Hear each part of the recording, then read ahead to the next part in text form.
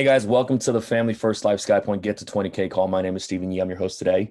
And I'm actually very, very blessed to have one of our good friends, one of our very own top agents. He's family to me, Mr. Brandon Kitchings, president of FFL Marathon with us. Brandon, how you doing, brother? Oh man, I'm good, man. I appreciate you having me on today. Dude, always. So let's talk, for the guys that are here, let's talk about how not only do you write 40 grand a month, but you're building an agency to do 400,000 a month as well, right? So, many times we have agents that just do one thing or the other. Talk to us about how you're able to do both, right? Like talk to us about how you're able to do the producing side of writing 40 grand a month, take care of your family, but then on the other aspect, build an agency and a legacy for your family as well. Man, first of all, just thank you for having me on today. I appreciate it. And going through that, I mean, everything that I'm doing now, I cannot do any of it by myself. The whole reason that I could go out and produce 40K a month by myself all day long, but now trying to build an agency, to the level of what we're trying to do and following your footsteps. That's all. I have to give all that credit to my staff. Like that's not me at all. I think I've done a great job as of late of following your instructions and making sure that my staff is tight. Right. And I think, at this time, I probably have the tightest staff, I know that I have the tightest staff that I've ever had. Right. And so that's who gets all the credit for what's going on the agency side right now. My wife included in that as well, because she plays a big role, here in the agency building side here of our agency. Dude, one of the things that, blew me away was that, you just said it, man. Like I'm actually not in where you're at right now. I actually took a step back because one of our staff is no longer with us, and it's just fascinating because the role that person played was so small compared to what we did as a whole, right? But now it's the simple fact that that person's job duties are no longer taken care of. We're all scrambling to take care of that job, and it's like we're not clicking right now. You know what I mean? Like we're not on full steam, going 200-300 miles an hour like in one direction. We're in chaos, and we can feel it. And when you have good staff, man, and business just runs, like we were just talking about Colton. Colton has good staff. Like Yes. that's the reason why he's growing, right? And it's Yeah. moving. Yeah. And see, the way that we get good staff, B, is if we don't have money, because most of us don't come here in this business with 2, 3, 4, $500,000 in the bank.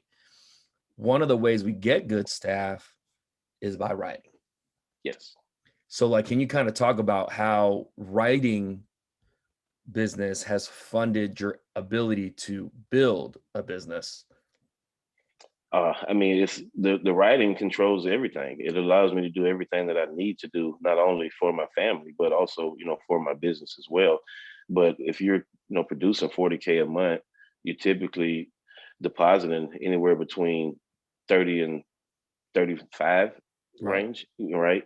And with that type of deposits coming in monthly, I mean, my staff right now, my payroll is at 13 grand a month. Mm-hmm. So it's easy to fund that, when I'm depositing 30, 35 a month.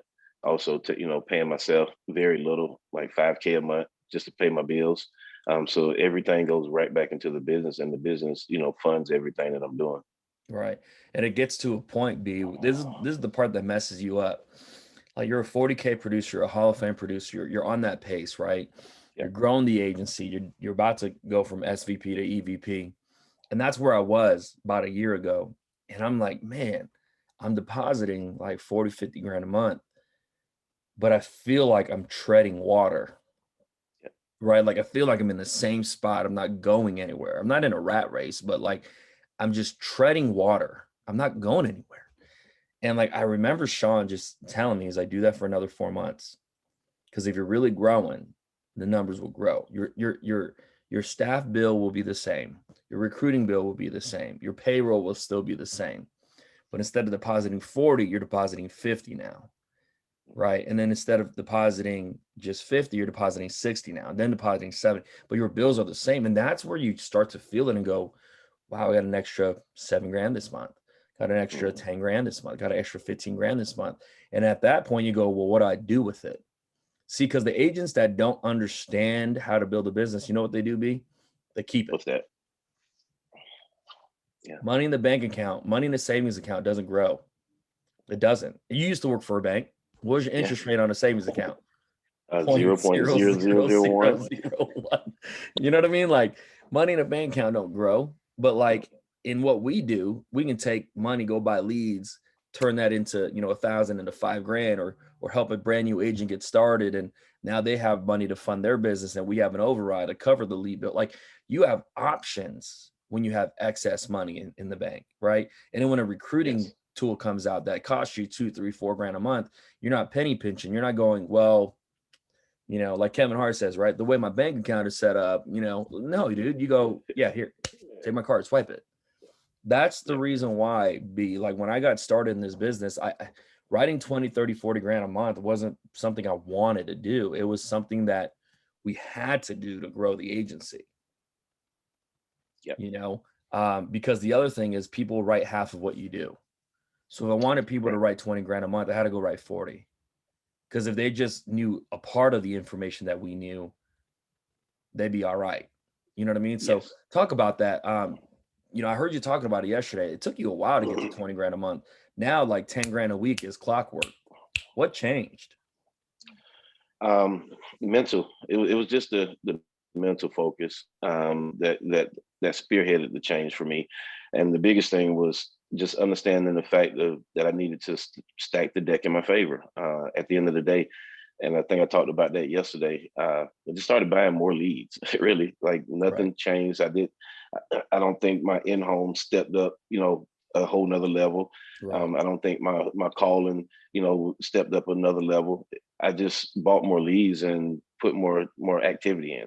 And with that, allowed for my numbers to change and go up. So like I talk about it all the time. I mean, you have to, first of all, you just got to believe in yourself. And I think that was the biggest thing, just believing that I could do it first and foremost, no matter how many times you told me I could do it, or, from the talks that we had, until I believed it in myself, it wasn't going to happen. In the beginning, when you would tell me that I was going to do 20K, I would, in my mind, I was like, man, he's crazy. Like, I'm not gonna do this. Like, he's crazy. I'm not 20K. I'll try. But now it's, right. But now it's like, now I believe I can do it. Whatever I put my mind to, I definitely believe I can do it. Yeah, man. I was the same way, when they're like, I remember going to my first conference and everybody's like 20K producer, 20K producer. And I'm sitting there like, I don't know what they got that I don't, but I'm going to figure this thing out. Right. And you're sitting there and you're just like, okay, you make these goals to go 20, 30, 40, whatever it is. And then by the time you get home, like reality sets in. I don't know if anybody on this call feels this way. And then then your negative self-talk starts coming in. Of who do you think you are? You've never done 10 in your life. What makes you think you can do 20? Do you know that you don't have a college education? Like all this negative self-talk kicks in. And then you go, you're right. You tell yourself you're right. And then you don't do it. And then what happened, like what I did when I went to 20 grand was I was like, man, I'm just going to put my head down and work for 30 days without looking at the bank account, without looking at the issue pay report. I'm just going to work. It's going to run as many appointments as I can. And when it actually goes through, like we'll look and see where we were. And like when I did that, I think in my third month in the business, I wrote like 29 grand. And the very first thing I said was, dude, that was pretty easy. That was it. Like, it wasn't like I was exhausted, physically exhausted. I wasn't like building houses, roofing houses, like pouring concrete. I wasn't doing any of that. I looked at the labor and I was like, dude, I drive around in an AC car. Yeah, I drive a lot, but I'm in a car and it's cool. Right. And I'm like, and I get to meet with people. Like, how is that a bad thing? Yeah. And like when that clicked, dude, it went from like 20 to 30 to 40 like overnight Yeah. because like you take the lid off. No, the fact that you talk about that, I remember my first month I went over 20K. I remember like it was yesterday. We just come out of the conference in 2020, and you put the plan in place for me, and I think I did like 17.6 the month before, and that next month I did 33. Mm-hmm. And when we talked, when you and I talked about it, and you asked me, how tough was it? I was like, man, it was easy, bro. And then we started looking at, you and I started breaking down my month and looking at, was there more I could have done? And you didn't say it, but just by us looking at it, I remember telling you like, bro, I think I could have did 50, like, right. After looking at the actual month. So that's what's so crazy about it. Like you said, if you just put your head down and just go to work, you'll amaze yourself on, what you can accomplish. And it just all started in believing, what the mind, conceive and believe, we can achieve, right? And so that was the biggest catalyst for me. Dude, that's the cool part, B. And I don't know if you knew this, that was all done intentionally, right? Like most people, like everything we do is calculated. We don't just ask questions to Yeah. ask questions. And so, like, the reason why I say that was because you noticed in the beginning, right when we were talking about this, the mindset aspect of what we're doing right now, right? You were saying Yeah. you would tell me to do 20 and I couldn't do 20. And then Yeah. we just talked about schedule and you go, I could have done 50. Like Yeah. it changed from me telling you that you can do it to you telling yourself, So, I could have done 2.5 times more. yeah. And see, Yeah. that's what clicked. And when that happens, you go, take the collar off, take the leash off, go ahead. And you Yeah. just let people work. Yeah. Same thing we did with Colton, same thing we did with Will, same thing with everybody on the team. Hey, man, like every time someone writes 20 grand, first call that I make to them and the first question asked was, how easy was it? And then when they say it was pretty easy, I'm like, dude, so like, what do you think you can really do? Like, how many appointments did you really run? Because it Yeah. was never 30 a week. If it was 30 a week, they'd be in the 40s. We all know Yeah. that. Yeah. You know what I mean? So talk about how now like 10K a week is almost like non-negotiable for you. It's just one of those things where, I understand now that I have an actual plan in place. It really makes it easy because I have something to follow, a schedule to follow. And if I just stay consistent with my schedule, then the results will stay consistent as well. So that's the biggest thing for me right now. Like I said, I know I can do, 10 a week, but the challenge for me right now is to constantly do 10 a week while I'm traveling about the country, right? Mhm. While I'm out there, training and helping other agents, helping, other teammates, but still being able to consistently hit my 10K a week, because I know how important it is that is there, because I know what it does for my business. It funds my business. It allows me to run my business the way that I'm doing it. So it's just very important, that I hit the 10K. But for me, it's just a different challenge now. Before this, like I said, it's just all about schedule and just sticking to it and being consistent, with that schedule, day in, day out, week in and week out, and the numbers are going to be there because we all know, like you said, if you run 30 appointments a week, I don't care if you're a brand new agent or if you're a veteran agent, you're going to be in the 40s, Yeah. at the end of the month if you run 30 appointments a week. So now that I just know that, it makes it a lot easier, to consistently do it because I know what actions have to be taken, day in and day out. Right. So like a brand new agent right now, right? That goes, hey, I'm on this call. I'm trying to get to 20 grand a month. Brand new. I've only booked a few appointments. Like I've only ran 5, 6 appointments this entire week. How do I get to where you're talking about running 30 appointments a week? Like what do they have to do? Buy more leads. It's just as simple as that. Okay. For real. Like buy more leads. Uh, and I think I had a talk with one of our guys last night, and he said he had 80 leads and he booked like 10 appointments yesterday, off Mhm. of 80 leads. And so I asked him, how many do you expect to book off of 80 leads? And he said like 15 or 20. So I was like, well, you did great. So now if we want 15 or 20, we just got to go buy more leads. Right. About Right. 160. Yes. I mean, and that's why I always talk about, for each dial session, you want anywhere between 150 to 200 leads per dial session. Mm-hmm. If you really want the 15 to 20 solid appointments. Right. You know. Yeah, that's the part that, I was in the Vegas office like 3 weeks ago, right? And this guy walks in, stud, 20K producer, right? And he walks into the office and he goes, "Hey man, I've been following your get to 20K call and all this, and I really love the information you guys put out there. I hit 20 grand a month and I've hit it like 2-3 times." I'm like, "Cool, man. Like, congratulations. That's the hardest thing to do, in my opinion." Right. And he was like, so how do I get to 40? And I literally just looked at him like, "Are you serious right now?" Like, you know what I mean? I'm like, "What are you spending on leads?" He's like, "I'm spending like $700 to $1,000 on leads." And I was like, "And you want to get to 40?" He was like, "Yeah." I'm like, isn't the answer to spend two? Yeah. And he just looked at me like, Yeah, but I'm like, "There's no yeah, but dude, like it's a math equation. You spend 1,000 and make 5,000 a week, right? Which is 20 grand a Yeah. month. You spend 2,000 to make 10 grand a week, which is 40 grand a month. 40 grand a month. Like, it's not that deep, dude." And he was trying to get it out, like he was trying to get something out of me. He was like, "No, but there has to be I'm like, "No, Oh, just do what you did in 7 days or your 4 run days, compress it into 2, and then do it again the same week. That's it." yes, that's it. And it was simple, man. And he was like, I felt bad because I had to talk to him like he was a kid. But it was like, but the concept was really elementary to me.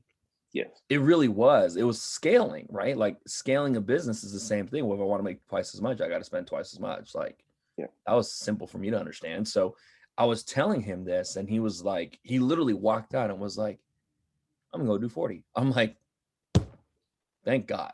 You know what I mean? I'm Yes. like, he ain't even on the team. And I'm like, but it was like the mental block. And what I really found out was, Brandon, because you said it earlier, I found out, I was like, "Why are you fighting me on spending more money?" Because I'm like, "You obviously spend 4,000 a month to write 20 grand a month, right?" He's like, "Yeah." I was Yeah. like, "So obviously this thing works, because if it doesn't, you wouldn't Yeah. spend the money.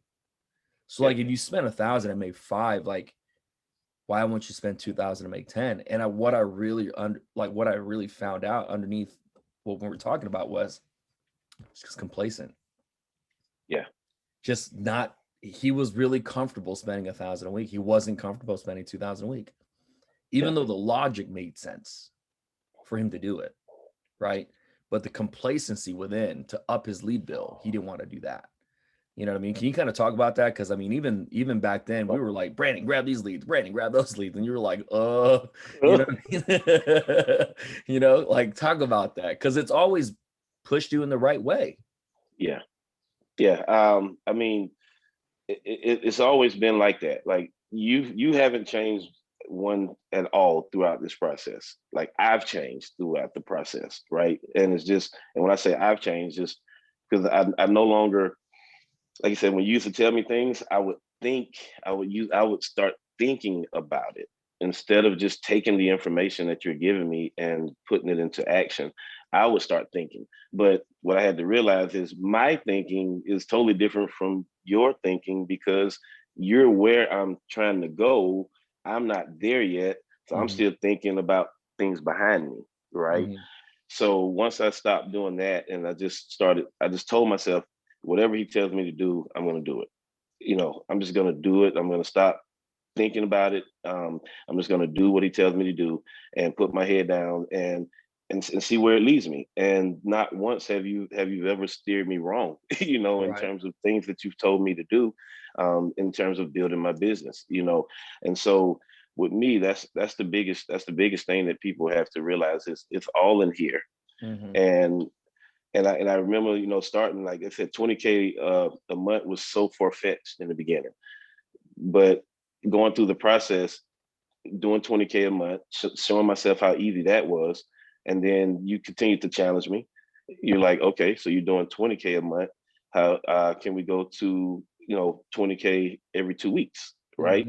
Mm-hmm. And again, that was a challenge. But then I just stepped up to that. Did the things that it would take, like you said. Let's compress the time frame, right? And let's do what you did in the month. Let's try to do that in 2 weeks, right? And then I did that, and then here you were again with another challenge. Okay, let's do it in a week, right? Mm-hmm. And just continue to compress the time frames. The work was still the same. We just compressed the time frames and did more of it within a shorter period Shorter of time time, frame. right? To the point to where now you can do 20K in a week, right? Yeah. And then you continue to challenge me again, like, let's do it on a weekend. I'm like, Yeah. oh, he's right? But that's the thing, B. Like, I want people, like, here's what people don't understand, right? Like, I'm like, the 4-day run day is reserved for producers. Yeah. I never said top producers. I mean, like, full-time producers should dial on Monday, run Tuesday, Wednesday, dial on Friday, or Thursday for Friday, Saturday. Like, that's a full-time career right there. Yeah. Right. But what happens is, like, people get good. Like, you and Colton are good. And what I mean by that is, I'm like, hey, dude, for you guys, you're going to run a different schedule. You're going to dial on Thursday, run Friday, Saturday, Sunday, write 15 grand for the week. And then on Monday, Tuesday, Wednesday, Thursday of the following week, you're going to build your agency. Yeah. Because you don't need to be back in the field unless your goal is to write 60 grand a week, which sure, but you won't have an agency to walk away from. Right. Yeah. And so, like, what happens is, like, I started looking at that because I was talking to Zach Trudowski and some of the, the big writers in the company. And what I've noticed was they were just going to do their premium for the week in like 2 days, 3 days, and then allow themselves to run. Like Sean used to talk about it, man. Sean used to say, when I was, part-time in this business, I wrote 10, 15 grand on Saturday, Sunday, and built my agency the other days of the week. And I'm like, that made sense. Yeah. So, like, what we're doing is we're challenging, because if you don't, people get complacent. Yeah. Because, like, right now, if money ever got bad, you go, I can write 20 grand a month in my sleep. Yeah. This is like that easy now, right? Yeah. But that's the thing, is like, the reason why we're doing it is because we're challenging you to more, because now we can focus your energy on, because now the conversation with Brandon and I is not, hey, dude, I need you to write 20 grand. Conversation with Brandon and I is like, hey, we got to teach other people in your group to write 20 grand a month, and then 20 grand every 2 weeks, and then 20 grand a week. Yeah. The continuous challenge of getting better, B, what I was just thinking about when you were talking about, stacking the deck in your favor, and that story that I told about that one agent that walked into the office. You know what I really, it just clicked right now.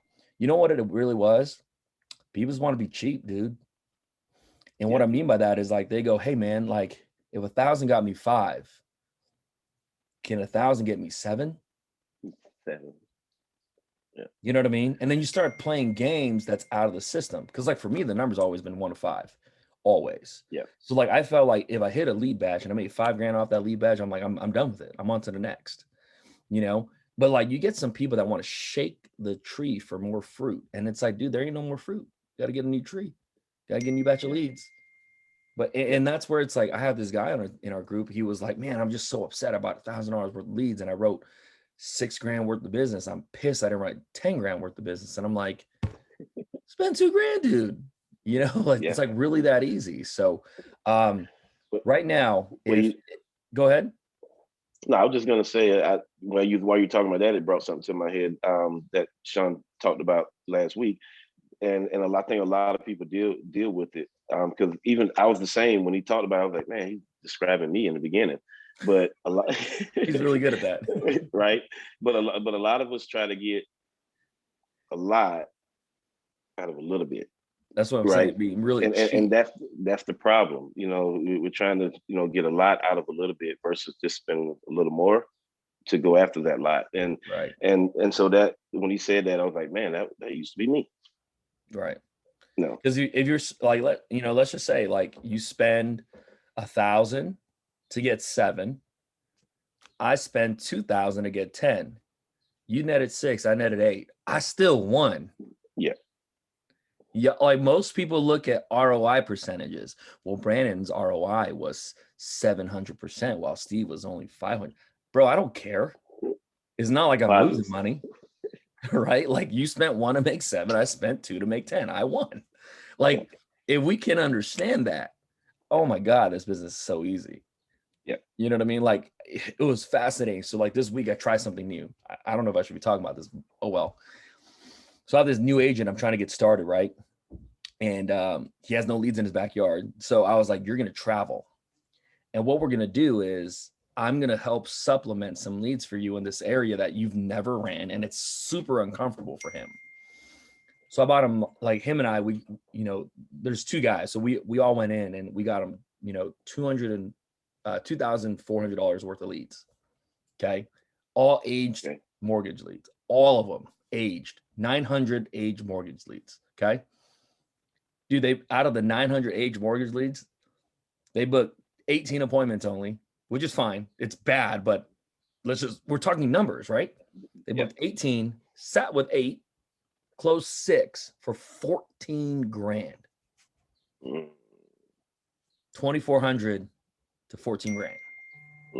And they're like, we're going back because we haven't even resolved the leads. I'm like, yeah, you're going to turn that batch into like 30 grand. Yeah. You know what I mean? But it's like, but that's the thing. I'm like, dude, just load up on the leads, guys. Like if I can share anything with you, this business is simple. When you become unemotional about spending money, this business is really easy because you're not attached to it, Yes. because you know you can go make more. Like if Brandon spent 5 G's on leads and like, let's just say he burned them, or like you spent 5 grand on a recruiting thing that didn't work and he just burned through the money. Guess what? I know Brandon's going to do this week. He's going to make another 5. Yeah. Like, you know what I mean? Like, yeah, you're pissed, dude, whatever. But it's like Yeah. life doesn't suck because you can go make another 5, or you go, you know what? I'm just going to write 10 this week and then have to recover back. Like, it's that simple. Yeah. So, anything for, as we wrap this up, and if you guys have any questions, feel free to throw them in the group chat or the Q&A section for Brandon. But someone asked, what was your favorite lead type? Oh man. I think I talked about this yesterday in Wichita. For me, it's the CRM, like all day long. Give me the CRM leads. Give me the 1-month-old internet leads and the age mortgage leads all day. Because the reason I love them is because it's nothing like. I'll take it back to our trip we just came from in Pittsburgh. We sold, the whole trip was all 1-month-old internet leads and age mortgage leads, and two of the age mortgage leads that we closed, one was 3 years old, one was 4 years old. Both clients told us that nobody ever came out there. Like both of them, nobody ever came out, and they were ready. I mean, they were ready. But for me, it's like a lot of times when you're helping these clients from the older leads, what I love about it is a lot of times they've already purchased something. You know what I'm saying? Right. They've already purchased something, and now half the battle is already won from the half, because if you're sitting with someone that doesn't have life insurance and things like that, a lot of times you gotta teach them on why life insurance is important. You gotta hammer that home first. Right. Like, why is it even important that we have it, right? That type of thing. But when you sit down with someone that already has it, that battle's already over. They've already got it. They're already spending the money. They already put a budget aside for the products that you possess, right? And so now it's just about getting in there and just making sure that they're in the strongest position that they can be in, and showing the client that you're there to help them, that you care about them and not these companies. You care about their family success. So a lot of times you get in there and you're able to educate them and show them that there is a difference between, within these products.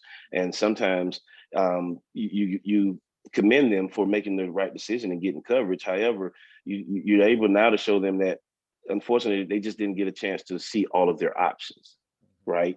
And so your job now is just to make sure that I put all your options in. My job is to put all your options in front of you, make sure that you're fully educated so that you're able to make the educated decision for you and your family. And with that, a lot of times, we're I want to say saving people. There's a lot of clients that we're sitting down with from these 1-month-old internet leads where they got it over the phone, right? They did it over the phone, and we know what kind of products come over the phone, Right. right? And the client only has diabetes, but they got to live for 2 years before their family is going to get a benefit, Right. right? And so we know how sickening how sickening that is, and how there's a lot of families I've sat in too many homes where families have told me about a previous family member that passed that had one of those plans, right? And the family was thinking that they were getting $10,000 or $15,000, and they got a check for $660, right? And it sent the family into a spiral, and it also put a bad taste in the family's mouth about life insurance, because now the family doesn't. They're saying they don't believe in it. It's a scam. They don't believe in it, but it's not that it's a scam. It's just your loved one got the wrong product, Right. right? And so when I've heard so many stories like that, that's why I love the older leads, because my job is to now go out and see how many people can I save, how many families can I actually save at this time? How many families can I put in a stronger position at this time? And those clients, when you help those clients, man, those are the clients that break down in tears after you tell them that they're approved. Those are the ones that hug you and they tell you, I don't care about COVID. Give me a hug. Right. And they squeeze you tight. Right. For real. And they squeeze you tight. I'm talking about, and then those are the clients that's gonna send you referrals. And they're going to keep that And policy forever. they're going to keep their policy forever, and they're going to send you referrals. And that's why I love the older leads, because I'm looking at how it's going to take me to one family or one client, but then it's going to spawn like a spider web from there, Right. right? And so, just as an example, in Pittsburgh, one of the clients that we help, at the end of the call, and this is something that just advise everyone to do, but stop taking referrals for granted, right?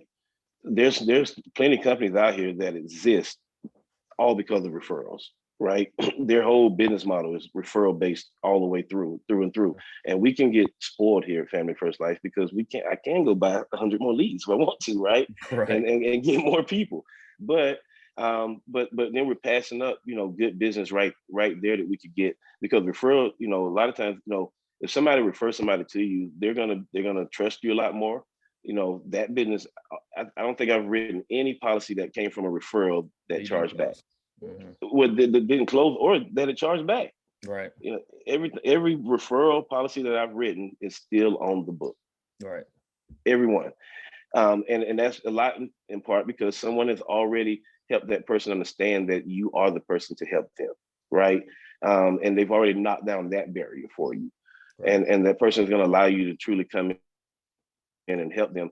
And so at that appointment that I was talking about, I asked the client at the end of, this is what I'm doing at the end. I asked the client, so Ms. Jones, can you do me a favor and rate my service today on a scale from 1 to 10? What would you rate my service and my process today? And she looked at me and she said, I'll give you 100. Right. And I asked her, I said, great. I said, so do me a favor, take out your phone and give me 3 to 5 people, that you love and care about, that you believe that can benefit from my 100 rating service. Right. Right. And she proceeded to give me 2 people that we went and closed that same day. Went and wrote a $62 a month policy and an $83 a month policy off the referral. Like $1,500 right there for just asking and one that was question. all off a $4 lead. Right. Okay. So for me, that's why I love the older leads, because it's gonna put you in front of someone that you can truly help, and they're gonna be so appreciative, of that help, that for me, 9 times more than not, I've gotten more business from those clients. And those clients, they call me, they call me and send people to me still to this day. I'll get a text message from someone, hey, I got your information from Ms. Jones, and she said that you could help me with my life insurance. Right. The cool part about what you just said, man, a lot of these people, when you call older leads, sometimes they're defensive, right? Because they already got it Yeah, taken care of.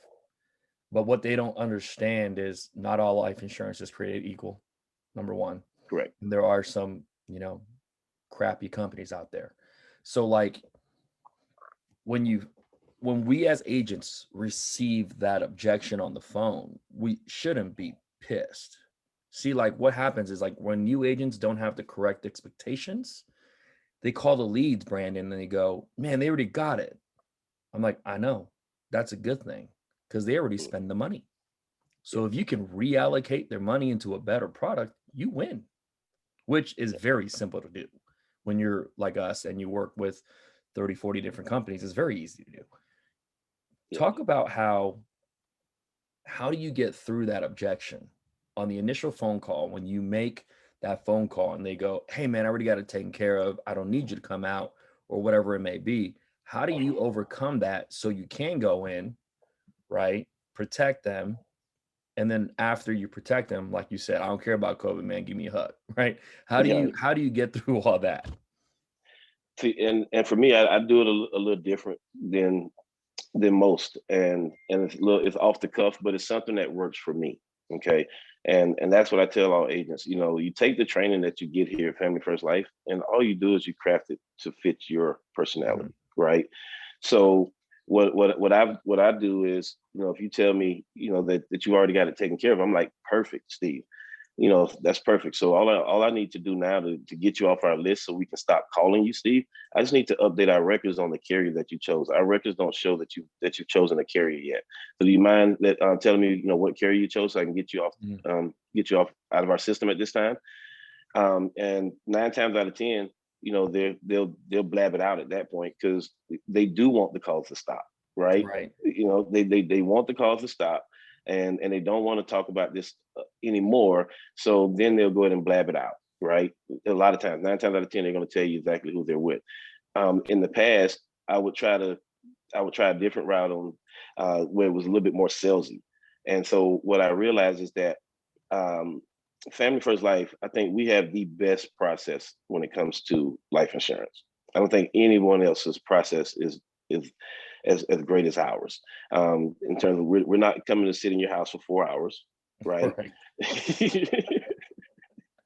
we're not Uh, we're not trying to show you $1,000 a month premiums because we only make 30% comp, right? right. So we can feed our family. But I would say 90% of everything else out there, that's what they do. And so you have to look at it from the client's perspective. If you've already sat with somebody that was in your house for 4 hours, they were showing you $1,000 a month premiums, trying to get you to spend all this money, making you talk about your death, that moment when you die. How many people really want to go back through that? No one.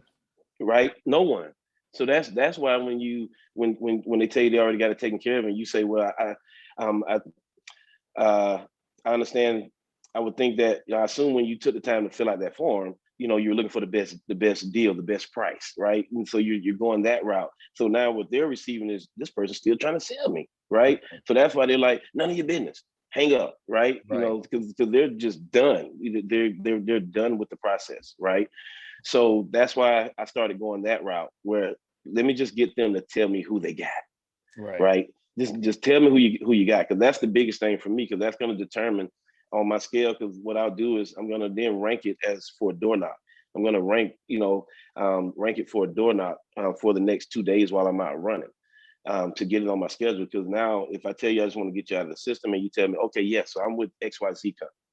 Now I know that company's product, right? I know their product. I know what they've done. I know if they got you in a graded situation, and everything. So now what I'm going to do is tomorrow or the next day when I'm in your area running, I'm going to stop by and I'm going to knock on that door. For me, I work with people better in person. Over the phone is not my thing. I like to get in front of people. I like to look people in their eye and talk to them. I Right. need them to understand that I care. I'm here because I care to help you and your family. And so now when I get to the door, I'm like, hey, Steve, hey, sorry to barge in on you. Brandon from the Benefit Center, we spoke yesterday. You told me that you had it already taken care of with XYZ company. They just sent me out here to go over the options from the discounted life insurance program. And this is my term, but with the pandemic discounts, I like to throw that out there, a little bit, Right. kind of open them up. And so I'm just here to, see, it looks like the program can save you some money. You got 5 minutes for me to show you what the program can do for you? 100 out of 100 times I've been let in the home. Right. Never has anyone been like, no, I don't want to see if I can save no money.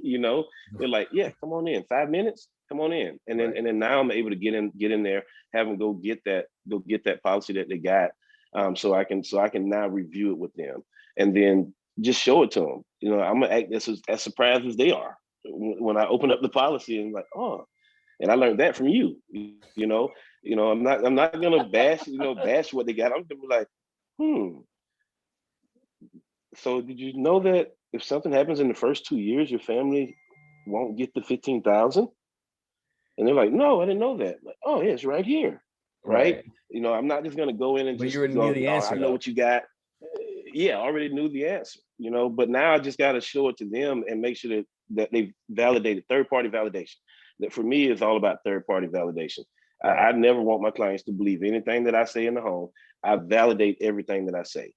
Everything that I say, I validate it with third-party validation, because then it really helps it sink in, for the client that I'm really truly just here to help them. Right. Hey, this is your policy. You brought it out to me. I didn't carry this out of my book bag, right? Correct. What you said was really good, B. When you said, new agents, especially, I call it confirmational versus confrontational. Confirmational is what you did. I'm just confirming what policy you got so I can take you off the list. Confrontation is like, well, who do you got? How much you spending? Yeah. I get you cheaper. Now they're like, dude, back off, bro. I'm good. Yeah. You know what I mean? Like that's the being confrontational is never a good idea, especially with clients. And the other thing too is you said it in a way that I learned differently. People can be jerks. Like the hardest people to book are the easiest ones to sell. I'm just being real. Yeah. Because the ones that anybody can get in, guess what? Anybody can get in, meaning your competitors anybody can get in, right? Yeah. But the ones that are hard to get in, the reason why they're hard to get in is because they know that if they let you in the house, they're going to spend some money. That's why they can hang up, cut you out. But they don't. Here's the other thing. People do a lot when they're not in person. It's kind of like what Sean Mike says, say to my face, right? Like you can cuss me out all you want on the phone, but if I'm standing right in front of you outside your door, will you do the same?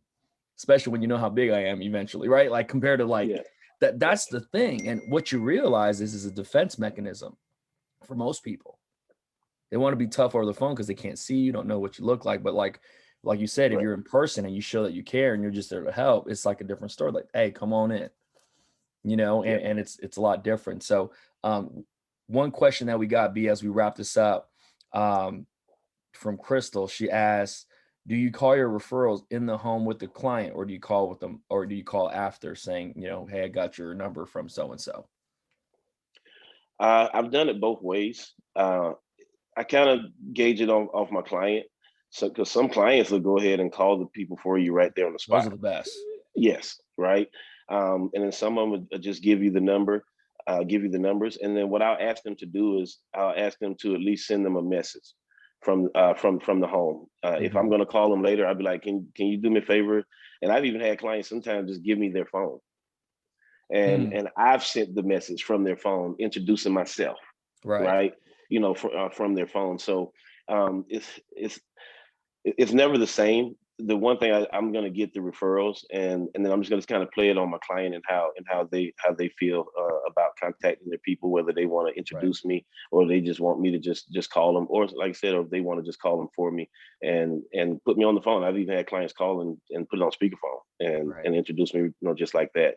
But the biggest thing is just making sure you're getting the referrals, making sure you're and my thing is not asking for referrals, demanding referrals, because I've done it multiple ways. I talked to you about this in the past. Until I started demanding the referrals, I finally started getting traction with the referrals. Right. But for the last year and a half, I would just, tell people, hey, I'm your agent for life. Anybody that need anything, refer them to me. I'll take care of them.